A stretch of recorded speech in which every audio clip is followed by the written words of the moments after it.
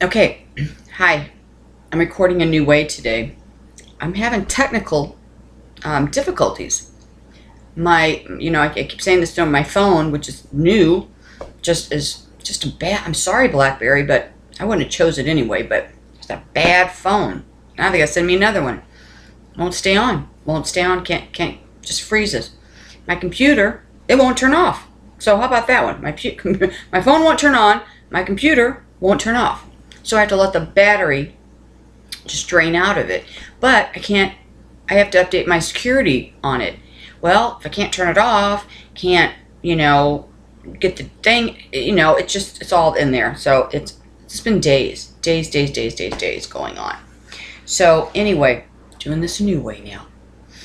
But I wish I could have got on yesterday because I just had so much to say. I mean, it was incredible. Mercy, okay? This is all stuff that is important, okay? It helps us in our walk to the Lord, to be pleasing to Him. When we're pleasing to Him, He has His eye on us. When He has His eye on us, He releases blessings. He sees us. You know what I'm saying? We're right there. He loves everybody. Don't get me wrong. He loves everybody. But when you have children who are doing what the parent has asked, how does the parent not see that? How does the parent not want to reward that? Okay? So, and that's what He wants to do, and that's why it's so important. All right. January 7th, I told you guys, was a hard day because it was the anniversary of my son's death. But you know what? I mean, I know where he's at. How I was before and how I am now, way different. In my grieving process. But because I know where he's at. I know it. So it's just a day of remembering that is so sad for us, right? So I've come a long way. I used to start crying 2 weeks before Christmas. Continue to cry second week, weeks into January, right? And I have to say, probably about 2007, I started crying and couldn't stop. Could not stop. And I finally called the doctor and I go, okay, whatever you need to do it. So I can stop this crying. It might have been 2008. But I had a hysterectomy too. So, hormones are off the charts. I'm not taking anything. I've got this, got that. I was way off balance. I had like a whole chemical imbalance going on. And didn't even see it. It had a lot to do with it. Your women especially. So much to do. Hormones. I was like a new person, once I got through that. I really was. I was still sad. I was sad every day. But knowing that I had this other thing going on. So anyway, but January 7th, and that's a cautious day. He was killed and it was a ice storm and a snowstorm. Although it was 4 in the afternoon, it wasn't. He was out when it had just started. Okay, so but now the other night we had all this snow. Our street is terrible. Our street, I don't know about the main roads, but our street is terrible. Well, my daughter, she had a hair, had to do somebody's hair, and then so she had to go into her shop, and then she was forgotten it was going to go to the bank or something. I don't remember, but she was about equivalent to half a mile away, and 5 blocks maybe. She was driving, and it's in a subdivision. It's not like on a main part. And this guy in a truck who had a snowplow attached to the front of it was coming down an alley backwards. He was backing out. But he was backing out in the street. Now she's just driving, right? And he's backing. So she's a really good driver and always been cautious, aware. Remember, she's pregnant, okay? So she's driving and she can't go but creeping anyway because the road's so bad. Well, you just assume that they're going to stop, right? No, he didn't stop. She didn't see her. He's just coming straight out. She had to whip and turn because he was coming fast. He's in this big old truck. I mean, but he's coming fast at her. So she went this way and went to a snow embankment. You know how they shovel all the snow on the sides, you know, and it's right there. And her car was stuck there. Well, but he's still coming out. So he gets the whole back end of her car. Now, had she not moved, in the position that she got, he would have hit her on the side. Airbags deployed, everything. Now remember, she's pregnant. So, but this way, by her moving here and getting in this right spot, hit the back of her. And he couldn't cause more damage because he couldn't move the car because the car was stuck in that snowbank. You know, it was like concrete. He couldn't move. So even though that big truck was hitting her, it couldn't move the car. So she couldn't skid and move, you know. So he had her. And she's perfectly fine. She's mad. I mean, she's mad because she don't have a car. And then they took it to be towed and everything. But this is what I'm getting to. She doesn't have a car. Okay. My son has my car, and, you know, it's been, I don't know. Haven't seen him, haven't seen my car, so, but it's cold out. I don't want him, he's got to have a place, so enough said about that. But, so, she comes in. Now, for 2 days, she's tried to get through their insurance a rental car. But the insurance place has to connect with that man. Now, he had a crazy wife or girlfriend in the car that was like all drugged out or something that was doing the you know, screaming at my daughter and cussing her out and all that. And she's like, do I need to even talk to you? She just said she just rolled her window up. But you can tell something's wrong there. So, but he was fully covered. So, but the insurance company has to talk to the man because he was driving. They have to get his story before they start any stuff. Okay, so another delay. She's got appointments. She's got stuff. She ain't got a car. Now she got a call. She got to call friends. I don't have a car. You know, sorry, but can't help it. Don't bother me. Where am I going to go? Really? Where am I going to go? You think I'm driving that? No. What's so important I got to go out in that stuff? No. Plus, where do I got to go? So, she's mad. Now, all of it started. See, she went a couple days, and then when the next day didn't happen because they can't get a hold of this man, and blah, blah, blah. Then they told her to go to the police station, get a police report, fax it in because he admitted guilt on it. So then that way, well, that didn't work out. So she comes in last night. She comes in crying. She comes in straight after me. I can't believe you wouldn't get your car. I can't believe you need to, I go, I've had a horrible day. You have a horrible day, so you're going to take it out on me? You're going to take it out on me?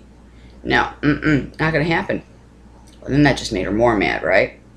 So now she wants to scream in her old way, she does. She wants to cause this. Things aren't happening as they should.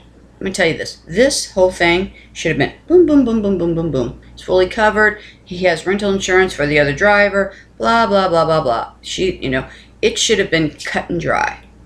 But it wasn't. Lord could have made it cut and dry. Could have had it all done. Wasn't. You know why? Because this falls under the mercy category. Okay? The mercy category. She has compassion, okay? And she has mercy on people. But there's normally always conditions. It's conditional mercy. Okay, well, sure, that's okay, but, okay, and I'll do that if, okay, this can go along and this is fine. If, but, there's always an if and a but when she gives something, compassion or shows mercy, because that is what all this is under, okay? When you help somebody, all this, if somebody comes to you and is in need, it's under mercy, okay? So, now, Lord showed me this last night. It's just the craziest thing. Immediately, when it started, bam, downloaded. It's like tender mercies, but it's conditional mercies. So, do you ever wonder how when something happens and to get taken care of, and it should be like taken care of like that, no big deal. And all of a sudden now there's a problem. What do you mean there's a problem? How is there a problem? It's just so easy. It's right there. What? Why isn't this happening? Why haven't got that check yet? Where's that check? Why haven't got that check yet? How come it's lost? I mean, truly, it's not just the check's in the mail thing. I mean, it's truly, delays in it. Delays, okay? Your answer, your help, your mercy, okay, is delayed. There's conditions on it, however that may be. So, start looking, absolutely, because she is merciful and she has compassion, but there's always conditions. It's always on her time. Her time. She'll do it on her time. My sister's computer went out. Mine's about to go out. She's got a new one. I'm using hers. It's my laptop. How do you not have a laptop? You carry it everywhere with you. I've worn it to death, and it's okay, and it'll come, and I'll get it, but, don't use my new computer. What do you mean don't use your new computer? Are you kidding me? Oh, I don't want all that stuff on it. Really? So today, guess what? I pulled that new computer out. Of course I did. So, but years ago, I got her those little bitty notebook Dells. Still fine. I mean, it's slow. I mean, it's no big deal. But my 69-year-old sister, her computer went out. She can't get on. Find her. Listia. She loves Listia. Oh, Mary Beth, I got a Listia. So she can't get on a Listia site. And so I said, well, I'll talk to Tara. See if I can get you that one. I'd have gave it to her that day. I'd have got everything, but... So Tara said, yeah, but I got to get my stuff off of it. And it might be a couple weeks before I can get to it. Really? Really? Your Aunt Marcia's sitting over there. She don't have a computer. Really? I'll do it. I'll do it today. I'll get it all off today. Well, no, I got to go through it. I got to see what I got to get. I got to see what's on there, my pictures, my music, or whatever. Well, I'll just transfer them all over to your new computer. No, I want to do it, Mom. I want to do it. Don't. See? Conditional. I'll give you that. And I know you need it now, but I'll give it to you when I get to it, okay? That's how it is. Let me tell you this. Today, I'm going to take that little computer. I'm going to transfer all the information on this one, and I'm going to give that to my sister. That's what I'm going to do. It only has a 1 gigabyte thing. She doesn't save anything. She just goes to Listia and Facebook. I mean, she's not an avid Facebooker. She just keeps track of. She's 69. I mean, and she just keeps track of the family. She talks to hello, friend. Oh, friend, are you there, friend? Oh, friend. It's what's like, friend on Facebook. Friend. Oh, friend, are you there, friend? So, my son Taylor used to do that when he was little, like 2. He didn't know where friends came from. He knew they rode their bikes around the neighborhood, and he knew they went by our driveway. He was 2. But he didn't know where they came from. So he'd go at the end of the driveway. Oh, bless his heart. It was so sweet. Probably one of my precious memories. And he knew he couldn't leave the yard or the driveway. And we were right there, but in the yard too, but he'd go to the very tip of the driveway, and he'd reach, like a little downhill skier would, go forward, and he'd go, friend, oh, friend, I can play now, friend, I can play, friend, friend, oh, friend. It was the most sweetest thing, and he did this every day. Trying to call his friends, because he didn't know, they were in school or, they rode after school, but friend, oh, friend. Anyway, so, I'm sorry, back to Tara. So now, she's at everybody's mercy right now. She's at whoever has a car has not a 8 to 5 schedule. She's at the mercy of this insurance company for this rent-a-car. Now, there's all these delays. Could happen. Should have happened the next day, just like that. See? He's saying, okay, well, need mercy here, a little compassion, a little mercy. But, okay, let's just put a but on there, Let's just give a little conditions for this. God is unconditional. And that's the thing is, he is unconditional. But when there's a lesson to be learned, you have to feel what you put out. You have to. That's just the name of the game. You got to feel it. If you don't feel it, you don't learn the lesson. If you don't learn the lesson, how can you enhance your walk? How can you know not to do it next time? You know what I mean? How can you know if he doesn't give us lessons by teaching us what we've done wrong? How do we know it's unpleasing to him? How do we know we're doing it? A lot of people don't realize they do this. You know, we've all done it. We've all done it. All done it. You know? All of us have done it. Well, okay, well, but I tell you what, okay, if I do this, then blah, blah, blah, blah, blah. If I do this, blah, blah, blah, blah, blah, blah, blah. I'll do it. So what stops God from saying, okay, I'll do that, but blah, blah, blah, blah, blah, blah, blah, blah. You gotta learn. Gotta learn. Because this is huge for him. You have to understand. Okay, most important thing is God, first of all, is to love him. Okay? Put him above everything and love him. And then it's love your brother. Love your brother unconditionally. Okay? So, where does that fall? Into the mercy category. Okay? Love unconditionally. That means you love. You do what you got to do regardless how many times they ask. No matter how much you don't want to do it and you're thinking, oh, I'm not saying being an enabler. It's a big difference between enabling and showing mercy and compassion and kindness. Okay? And it's the pure heart. You know, you chase the heart of God, but it's those that have a pure heart are the ones that see the face of God. All right? So, this all works together. All works together. And if you put conditions, okay, on your kindness and your mercy and your compassion, I mean, because it all fits in there, what's to stop him from putting conditions on yours? They might be little, maybe little bitty ones, you know? Little bitty ones. Like, you know, I don't care if it's a new computer coming in the mail. Because that's how I have to get mine, is like QVC or HSN now. Because I just can't go and buy them like I used to. I have to do the payment plan, which is okay. I'll do the 6-month payment plan. It's easy for me to do. You know, it's easier for me to do. So anytime I have to get anything like that, that's what I got to do. So, hey, I make it work. But, I might need it right away now. Or whatever you need. It's not getting here for like, most of the time it would come in 3 or 4 days, right? Maybe it don't come in 10 days. See? See the delay? See the little delay? It's all those little things. It's all those little things. You can make it easy. You can make it hard. And I look at her. It's her mercy, you know, for my son, that it shows a little, you know, it's what mercy she does show. And, you know, I understand it.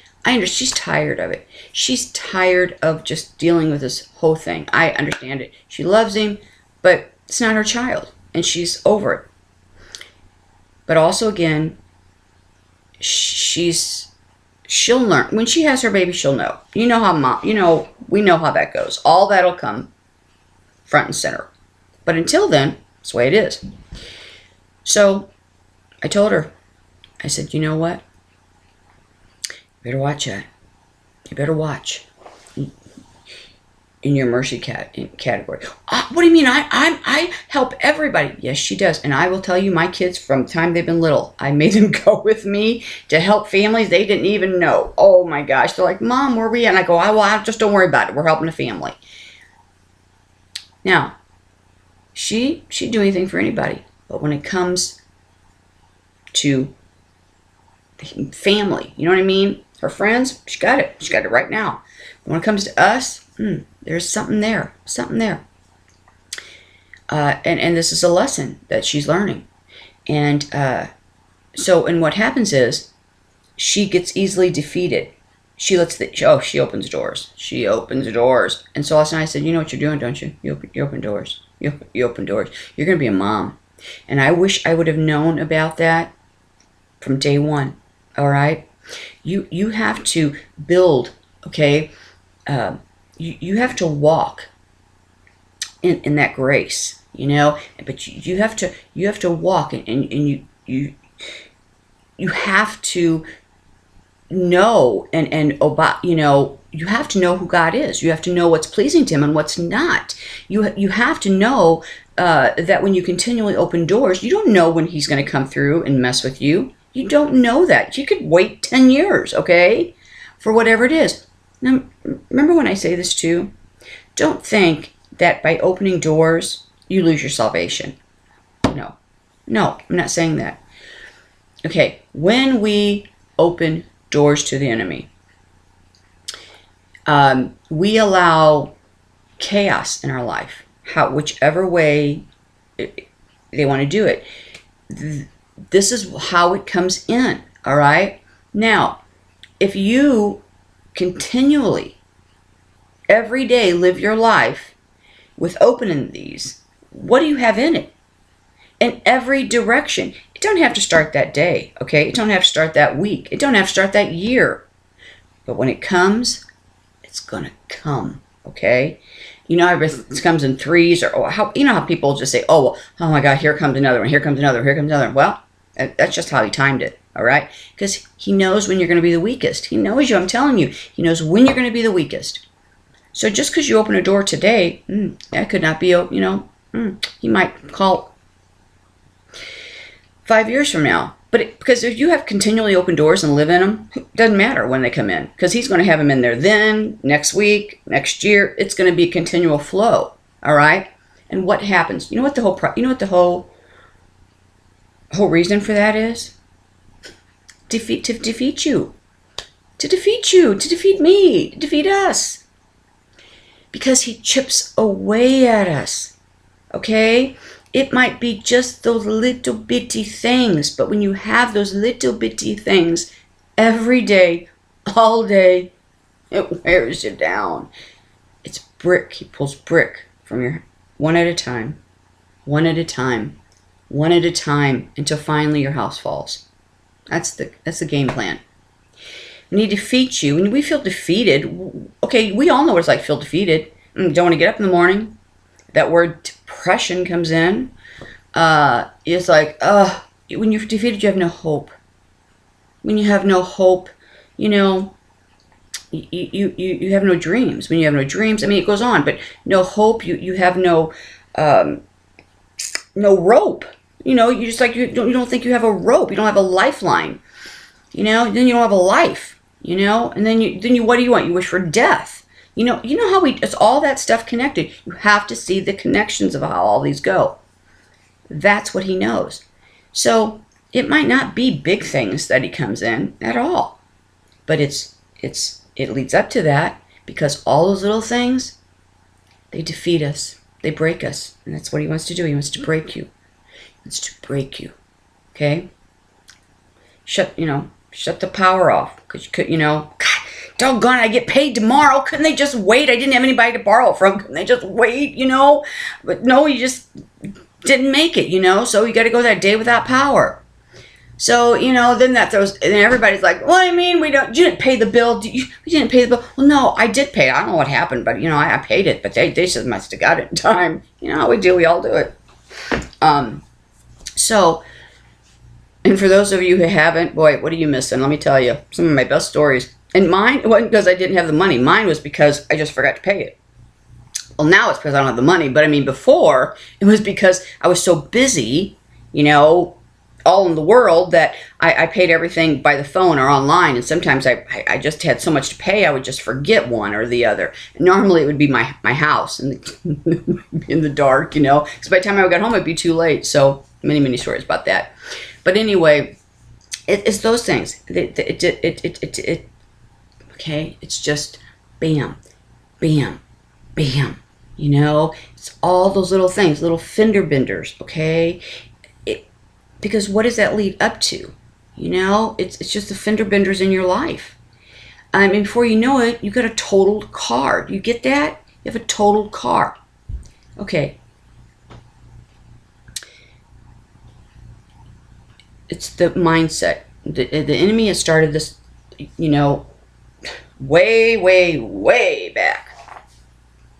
We want to go to God because the people don't believe. They don't. I'm not going to say give credit because I'm not going to use that word. They don't recognize who comes at them. And he says, you're not fighting flesh and blood. You're fighting principalities, okay? That's what you're fighting. He already said that, laid it out. By not recognizing that, do tremendous harm to you and your family. Because what ends up happening is you blame God.